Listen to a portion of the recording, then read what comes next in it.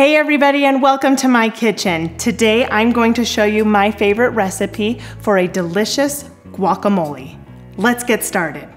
To start out, we are going to use 3 avocados. I'm going to slice them in half, and then we're going to pull out the pit, and then we're going to scoop it into the bowl. We're just going to take our fork, and with the back of it, we'll just mash up our avocados. You can also use a potato masher if you want. All right, once our avocados are all mashed up, we're going to add juice from 1 lime. That's gonna add flavor, and it's also gonna help our avocados from turning brown. All right, now here comes the best part, adding in all of this delicious flavor to our avocados. To it, we're going to add 2 tomatoes, half of a jalapeno. You can add more or less depending on how spicy you want it. We have 1/4 of a purple onion diced.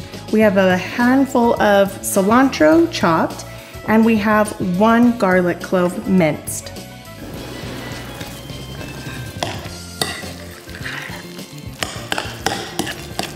Now that we have this all mixed up, I'm gonna add half a teaspoon of cayenne pepper, half a teaspoon of kosher salt, and half a teaspoon of cumin.